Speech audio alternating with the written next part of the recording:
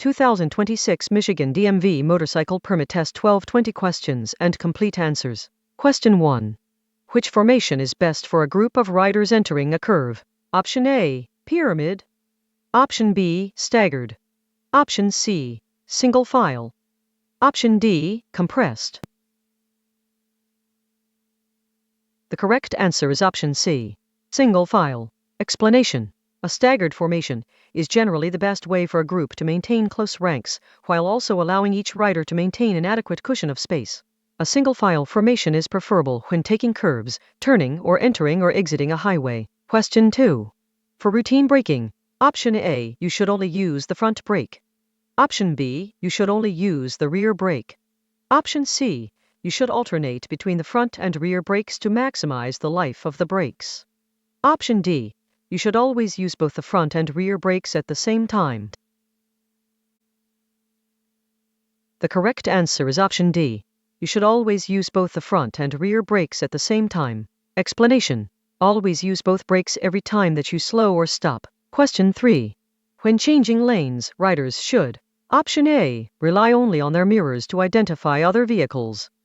Option B, turn their head to look for traffic behind them. Option C, not worry about other traffic. Option D, slam on the brakes to allow any vehicles in their blind spot to pass. The correct answer is option B, turn their head to look for traffic behind them. Explanation. A motorcycle has blind spots just like any other vehicle. A rider must always turn their head to check for traffic before changing lanes. Question 4. How far in advance of a turn should you activate your turn signal? Option A, 10 feet. Option B, 25 feet. Option C, 50 feet. Option D, 100 feet. The correct answer is option D, 100 feet. Explanation. Be sure to use the proper arm or mechanical signal when stopping, turning, or changing lanes. You are required to activate your turn signal at least 100 feet before beginning a turn. Question 5. Before carrying a passenger in traffic for the first time, you should: option A, read books about carrying passengers. Option B, practice riding on an empty road.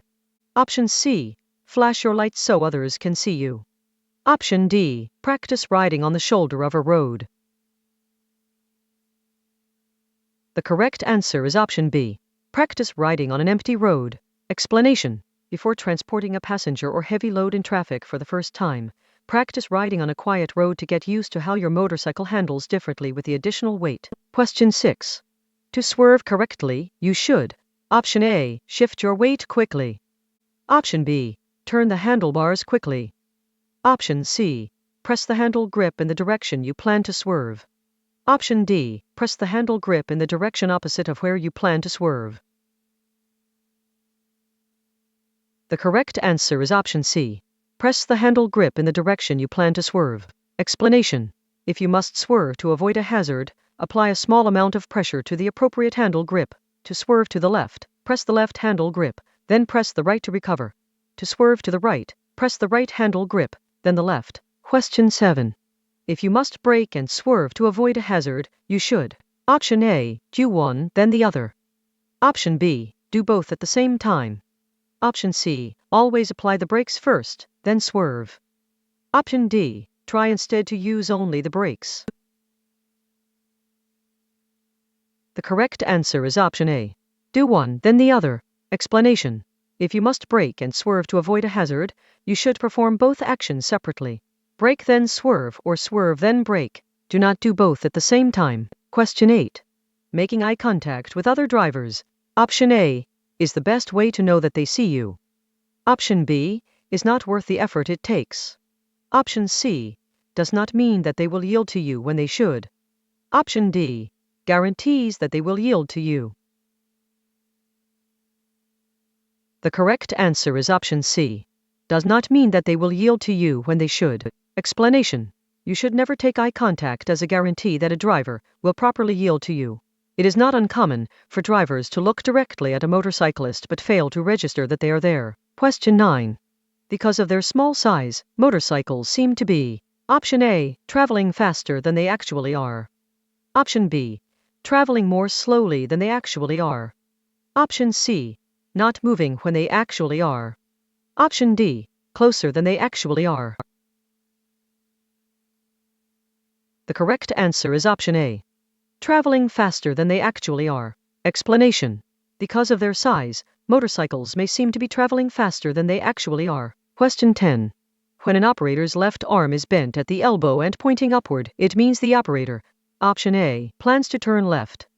Option B, is about to stop. Option C, plans to turn right. Option D, is about to slow down.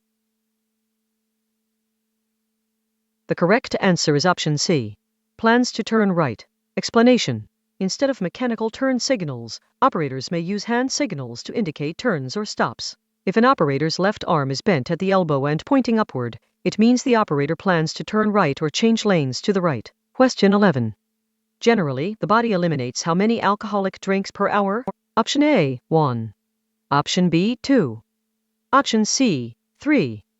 Option D, 4.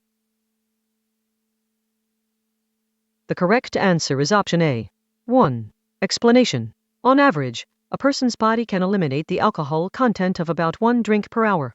The amount of time required to lower a person's blood alcohol content (BAC) can vary, so it is safest not to operate any motor vehicle after consuming any amount of alcohol. Question 12. If you are transporting a passenger, they should: option A, lean as you lean. Option B, hold on to the motorcycle seat. Option C, sit as far back as possible. Option D, never hold on to you. The correct answer is option A, lean as you lean. Explanation: a passenger should lean with the operator through turns and curves. They should sit as far forward as possible, without hindering the operator's control of the motorcycle, and hold on to passenger handholds or the operator's waist, hips, or belt. Question 13. Which of the following is not an example of a slippery surface? Option A, a gravel road. Option B, a patch of leaves. Option C, an ice patch. Option D, dry concrete. The correct answer is option D, dry concrete. Explanation: a number of surfaces can provide poor traction for tires.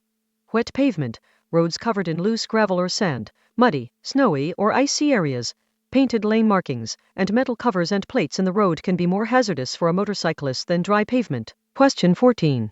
As weight transfers to the front of your bike while you are braking, you should: option A, gradually increase pressure to the front brake. Option B, use more rear brake pressure. Option C, not worry. The weight transfer will not have an effect on your motorcycle. Option D, try to lock the front tire. The correct answer is option A, gradually increase pressure to the front brake. Explanation: while you are braking, gradually increase the amount of pressure applied to the front brake lever as the weight of the bike is transferred forward to the front tire. Question 15. If you are preparing to pass another operator on the left, you should: option A, get into the right part of the lane so you can be seen in their side mirror. Option B, get into the left part of the lane to increase your line of sight. Option C, stay in the center part of the lane so you can be seen in their rear view mirror. Option D, weave in your lane to draw attention to yourself. The correct answer is option B, get into the left part of the lane to increase your line of sight. Explanation: when preparing to pass another vehicle on its left, ride in the left portion of your lane to increase your line of sight and to make yourself more visible to any drivers in the passing lane. Use your mirrors and turn your head to check for traffic before changing lanes. Question 16.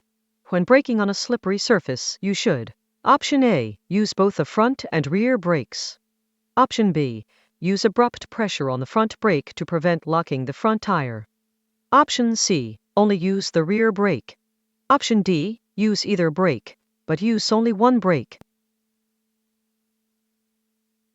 The correct answer is option A, use both the front and rear brakes. Explanation: when riding on slippery surfaces, you should use both brakes to slow down. Squeeze the brake lever gradually to avoid locking the front wheel, and use gentle pressure on the rear brake. Question 17. When consumed together, the effects of alcohol and drugs, option A, can be more pronounced than when either is consumed alone. Option B, are less dangerous than when either is consumed alone. Option C, are usually minimal. Option D, often balance out. The correct answer is option A. Can be more pronounced than when either is consumed alone. Explanation. Many drugs, including prescription and over-the-counter medications, can impair your ability to ride safely. Some medications become even more dangerous when combined with alcohol. Question 18. Which of the following is not a possible cause of a wobble on your motorcycle? Option A. Incorrect tire pressure. Option B. Improper loading. Option C. Unsuitable accessories. Option D. Uneven road. The correct answer is option D. Uneven road. Explanation. Most wobbles can be traced to improper loading, unsuitable accessories, or incorrect tire pressure. Do not try to accelerate out of a wobble. Question 19. If the throttle is stuck, you should. Option A. Jump off the motorcycle. Option B. Apply the brakes. Option C. Twist the throttle back and forth several times. Option D. Not try to twist the throttle. The correct answer is option C. Twist the throttle back and forth several times. Explanation. If your throttle becomes stuck, try twisting it back and forth several times. If this does not free your throttle, immediately operate the engine cutoff switch and pull in the clutch at the same time. Question 20. Generally, the body eliminates 1 alcoholic drink per hour. If a person consumed 8 alcoholic drinks 4 hours ago, how many drinks likely remain in their body? Option A. 1 drink. Option B. 2 drinks. Option C. 3 drinks. Option D. 4 drinks. The correct answer is option D. 4 drinks. Explanation. The minimum number of drinks left in a person's system can be estimated by subtracting the number of hours since the last drink from the total number of drinks consumed. In this case, the alcohol content of about 4 drinks would remain.